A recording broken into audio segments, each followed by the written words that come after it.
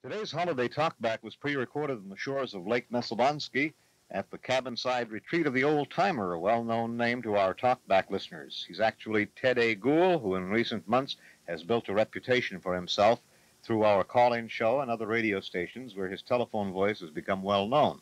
For this holiday, we ventured out to his hermitage in order to do a more in-depth story with the man who's a mushroom painter and who has revived the lost art which is now being recognized by newspapers and TV programs.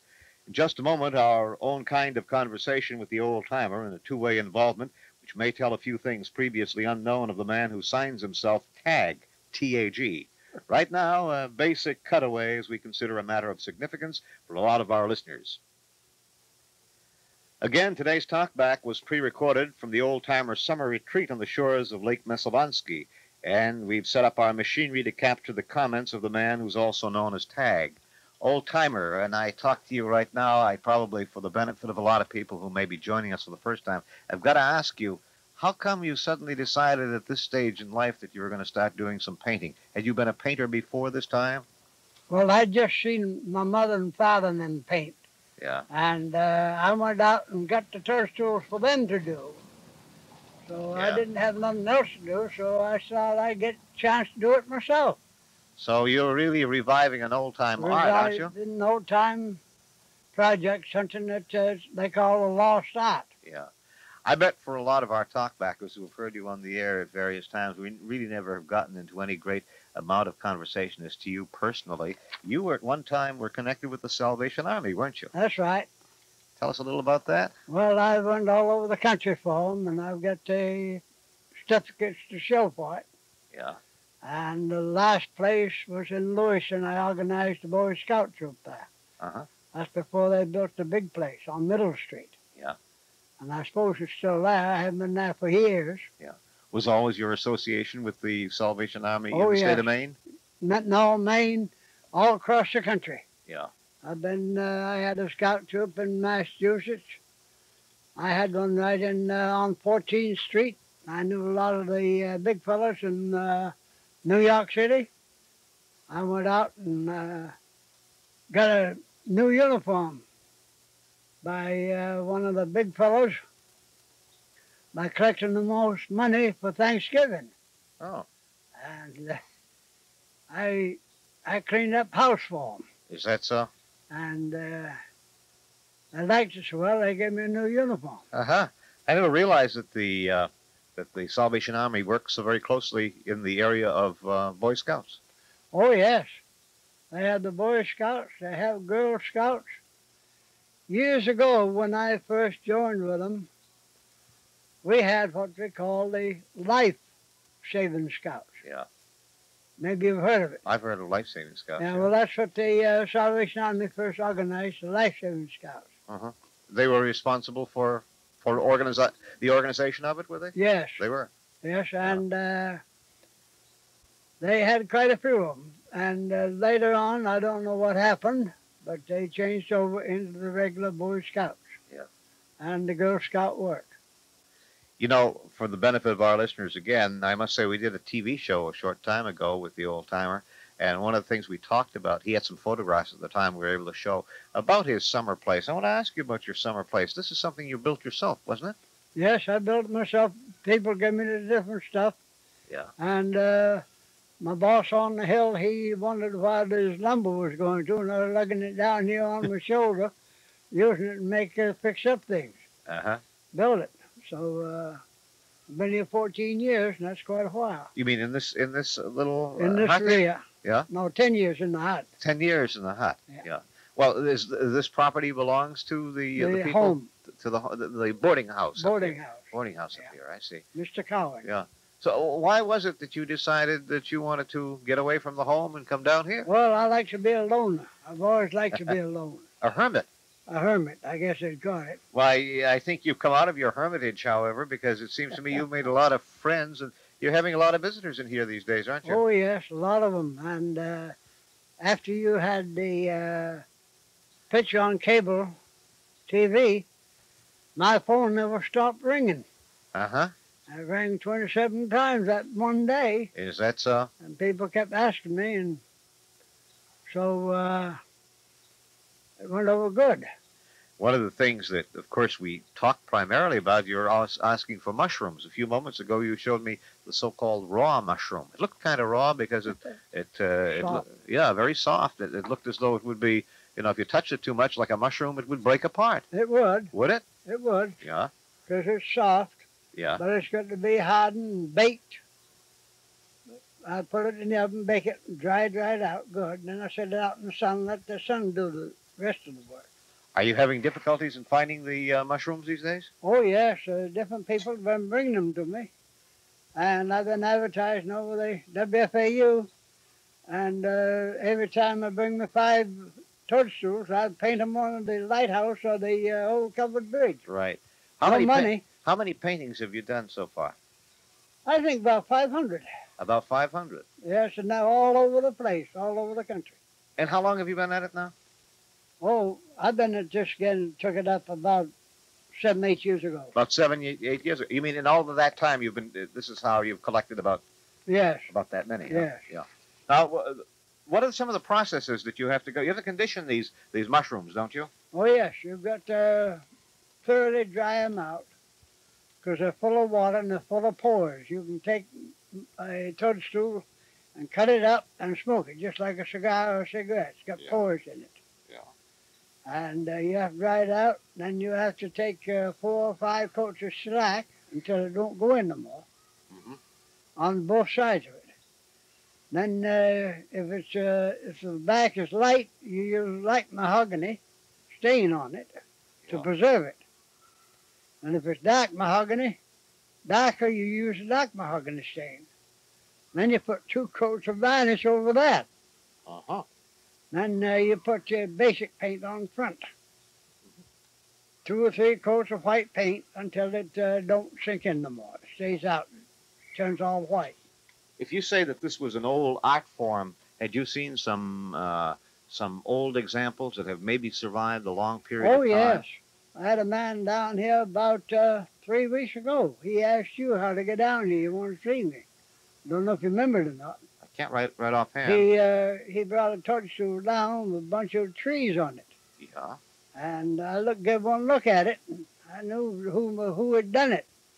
And it's been up in over 80, 90 years up there in Farmington, Maine. Is that so? And my mother done it. Your mother? Yeah. And Grammy done it. Used to do it on the Ridge Road, we call it, going into Lewiston. It's out down the country. But these toadstools, they grow in clusters on stumps, dead stumps. Yeah. And I was surprised when he brought me that. And I've had several of them bring them to me, show me. I was surprised, too, that you tell me that they have survived this amount of time, because there was a question that had been asked to me at one time as to whether or not they really would be able to stand up to the time involved. Would it be able to stand the test of time? Oh, yes. Sometime if you want to, if you get a chance, you ask your friends on the radio if they could bring in one of the old-fashioned ones that's been painted. The way back, there's several of them got them. That would be proof of it, then. And that would be proof of it. Yeah. And they could bring it back into you and show it to you. Yeah. There's one gentleman that's got 2 or 3 paintings from me, and he brought in a couple of his old ones and showed me. I don't know who done them, but they're good jobs. You've made a lot of new friends as a result of this painting, haven't you? Oh, yes. I had one good time yesterday. Oh, what happened? My friends took me up, Mark Erickson, he took me up and took me out in the woods with a bunch of them, and they wanted to see how a toadstool grow. So I showed them. And they were surprised. They took 3 or 4 off from the tree, and they couldn't climb a tree, but they had to get a ladder later on. They're going to bring them to me. Is that so? So there's a little boy come to me. He says, I got something funny in my dooryard. Well, I says, let's go and see it. When we got back, and that was the biggest toadstool I've ever seen. 1.5 across it and foot up and down. Is that so? And I just showed it to you. That's the one that you showed me? Yeah, that's the one I showed you. Oh, yeah. That's a beauty. And it's right in his dooryard. He says, I wish I'd have known it. You've had a couple of showings, haven't you? The Lithgow Library was one, and the Waterville Library, too, the public libraries. What was the reaction at these shows? Good. Everybody called me. They wanted to see them. They wanted me to come in and see them. And they wanted me so I could meet him. Yeah. So I signed a few autographs, and I didn't get a chance to get to Waterville. But now I've got another problem on my hands. Oh, what's the problem? I bet you couldn't guess. Well, I remember you had a difficulty a while back with your electric stove, which baked and cooked the mushrooms so that you could prepare them. Nope. It isn't that this time, huh? Nope. Portland Library wants to see him. Oh, Portland Library. Yeah. Yes. But how would I get down to a place like that? Aha. That'd be some job. Well, maybe. Do you know when it's supposed to be? I don't know. He said he's going to let me know. He hasn't let me know anymore. Well, I think that's an important thing. Maybe we could get a ride. We could hitch a ride for you from someone, you know. But they'll be back here last of this week. Mm-hmm. And last of this week, Thursday, Friday, Saturday, and Sunday, nobody will be able to find me. What are you going to do? Unless they go down to the fairgrounds. What do you call it? Windsor. Windsor. Oh, Windsor Fair. Windsor Fair. Right. They can go on down there and spend the day. I get 2 or 3 free tickets. Beautiful. And these friends of mine, you know the gentleman, he calls you up every now and then. Oh. The train man. Oh, yes, yes, yes. One that swaps trains. He's swapper, yeah. Yeah, He's a swapper. buys trains. Yeah. Yeah, he's going to take me out. He's taken me several times. I must comment about one thing. We're right here, and I guess we're on the shores of the Lake Messalonskee. Right. I can see it through the trees. But we're in a little grove of a lot of pine trees where we're seated right now. Right. And it's a nice little cool spot. And we've had some real hot weather lately, so I bet you've kept real cool over here. It's been just like it is now. Yeah. This daytime, but it made you sweat. But the wind don't strike in there very much. The breeze, you see, now there ain't much breeze in the flag. No, the flag is it's very quiet. Yeah, well, that's the way it stays. What's wrong? Hey. But once in a while now, about 3 o'clock, we had thunder and ruin. You didn't know that. So? No, I didn't. And about 3 o'clock this afternoon, I said out to call you up and ask you if you could hear it there. No, thunder several times, but never rained. Yeah. Let me remind our listeners that this morning's program of Talkback was pre-recorded at Lake Messalonskee in Sidney, and we're talking to the old timer. We're going to take a brief pause in the program. We'll be back in just a moment.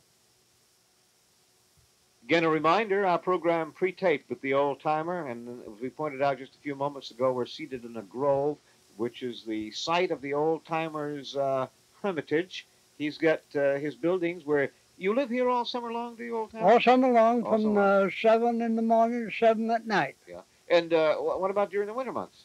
Oh, I'm down here every day in the snowshoes. Yeah. Yeah, I come down at 7 o'clock in the morning, rain, shine, snow, hail, sleet. Remember I used to call you? Yes, yes. You got the full facility here, haven't you? You got the sleeping quarters, you've got a living room, you've got TV, you've got telephone, you've got toilet, you've got electric stove. What more does one need? No more. No more. All I need now is to have somebody every now and then say hello, so then it's quite so quiet here. Yeah, but you've made so many friends, I'm sure that you shouldn't be lonely whatsoever from the numbers of people now who know who you are. Oh, yes. I got one special one. Yeah? Mrs. B. Oh, Mrs. B. Yeah. She calls me all the time. She does? Yeah.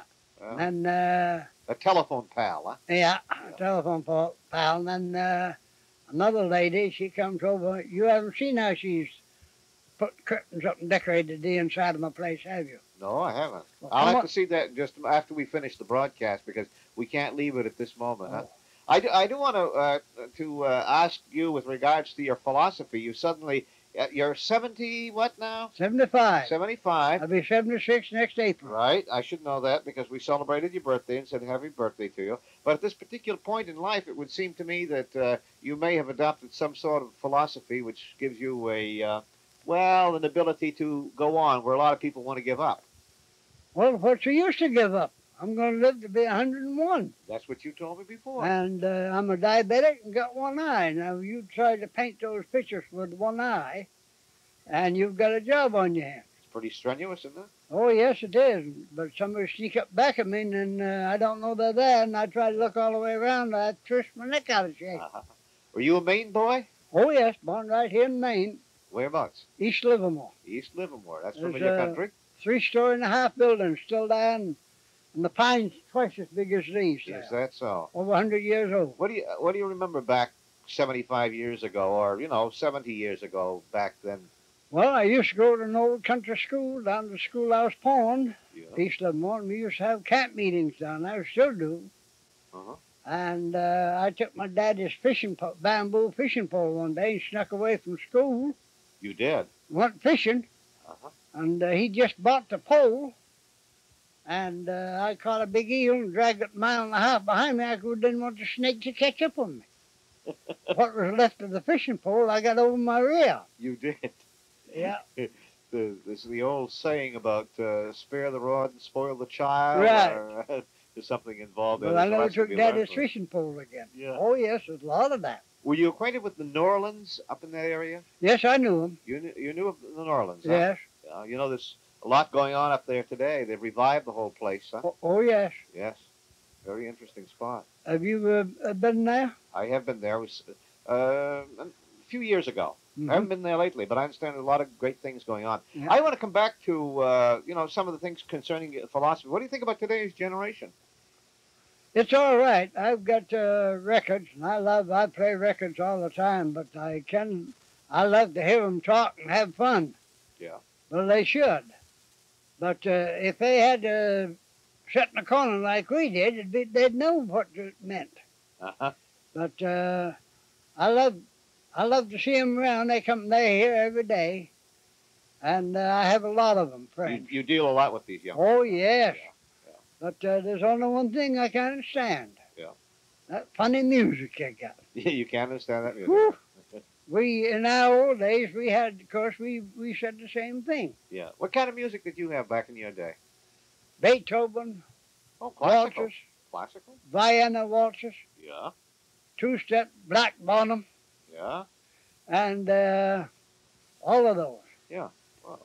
And I was telling you about somebody swiped the record on me that I worship more because old Bing sung it, Oh. the old Stein song of Maine. Oh, yes, you asked me about that, too. You asked me whether we're going to play that, and I told you that I've got a recording by Rudy Valley. We're going to play Yeah, I mean Rudy Valley. Rudy Valley. We're going to play that He's one. our Maine state boy, you know. Yes, that's I knew right. him personally. You did? Oh, yeah. Oh, tell me about him. Yes, I knew him when he was a young fella. He and Yeah. I both was young. Yeah, He's still kicking, though. you are, too. Yeah, and we're going a long while from now on, too. I'll tell you a good joke, though. My boss told me if he died before I did, and I lived to be 101, he's coming back from the grave to haunt me. Is that so? That's quite a feat. You believe him? Nope, You don't? nope. Well, you've lived too long. You know that some of these things just don't happen. Or maybe you've had a ghost that has approached you at one time or another.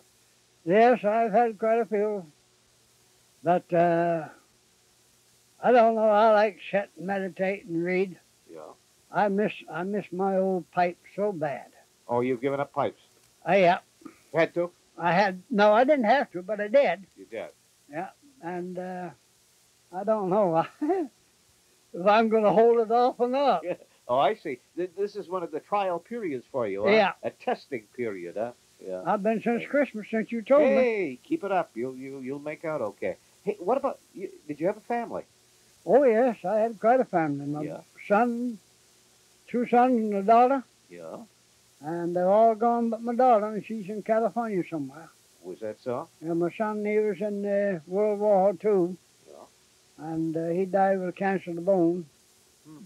So now I'm the only one left. Yeah. I got a brother. He's 87, 88 years old, but I don't know where he's at. Gee, you've lost track of your daughter and your brother yeah, too? Yeah. You never hear from them? No, brother never wrote to me. He doesn't write. Yeah. And I guess some cousins, Mm-hmm. but they don't pay no attention to me. Well, you've been able to compensate by making all kinds of other friendships. I can Oh, see yes. that. Oh, yes. That's important too, isn't it? Huh? Oh, yes. Good conversation and good friendship is what counts today. You spoke about being an avid reader. Did you have a little difficulty with reading with one eye? Isn't that Oh, kind yeah, of I got a magnifying You glass. have a magnifying glass, yeah. I have to use all the time Yeah. when I read. Yeah. And I write 27 letters a month. 27 letters a month? To whom are you writing? For the radio conversation. Oh. They're my friends. You mean the friends that you've Yeah. made as a result Miss of it, Libby and all of them. Yeah. Miss Libby's the one that decorated the place here. Yeah. You have certain basic designs in your paintings. One is the happens to be deer. You have another one which is involved with a water wheel. The lighthouse. The lighthouse. The old farm records. Old farm, yeah. And the old covered bridge. Yeah. And the landscapes. And no, I've seen all of those things, and I just take it by memory. Mm-hmm. All these paintings are done by memory. Well, now these are basic designs that you apparently carried over to your mushrooms. Do you anticipate maybe expanding and coming up with some new things? Oh yes, it is. Yeah. Well, there's a camp right over here next to me. They've got taken several of them home. And one fellow come over and took one clear back to New Jersey and Chicago a couple of weeks ago. So you're getting a lot of activity. But I meant, besides those basic designs that you've painted, are you thinking of anything new in the form of pictures that you'll be painting? Oh yes, I'm going to make some of the churches on them. Oh, churches. Hey, that's a good one. Yeah, and then I'm going to, well, that's about the basic pictures of the state of Maine. Yeah. Those pictures that I've got are the basic pictures of our state. Right. And the toadstools are from our state. Yeah. And that makes quite a souvenir. Yeah. Well, then I take it then, as a result of all of this that you've done, that you've been able to send some of your fame to other states now, right? Oh, yes. Oh, yes. People are beginning to know about you. Yes, no, I just do. I had one fellow from New Jersey wrote me a letter. You did? He says, I'll be up in a couple of weeks. He says, I want a bullfrog painted in the shore of a stream. Right. And the mud turtle. I said, all right. So I'm getting ready to do that one. Right. We're seated outside. We're not inside. We're seated outside underneath the pine trees where it's nice and cool. And as I pointed out, it was a vastly warm day this day. Boy, it was a really bad one. And it's really cool out here. Now, I see you've got, like, a picnic table out here and benches and everything. It almost seems to me that you've almost got, like, the welcome mat open for anybody to come in. Well, they do. They come. I have them all come. And I've had 7 picnics here in the last 3 weeks. I've had trouble finding you in. I think a lot of people are entertaining you these days. Oh, yeah. Yeah? But that's coming to an end pretty quick. Because of the weather? Yeah. Well, maybe they'll have indoor picnics for you. Well, I don't know. The weather. I've got my snowshoes already for 6 and 7 feet of snow. Are you expecting a bad winter? Oh, yes. Why is that? How can you tell? Well, because the bees made the nest high in the trees instead of in the ground this year. And that means the bad weather's coming down. Uh-huh. And then the way it's been, we haven't had no real summer this year. Mm-hmm. And the equator and everything is turning, and so we're going to have colder weather. Yeah. And I go by the old-fashioned farmer's almanac.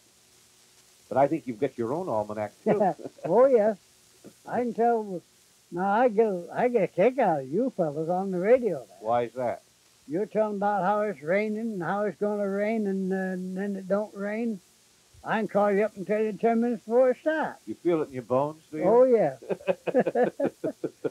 I feel it all the time. Yeah.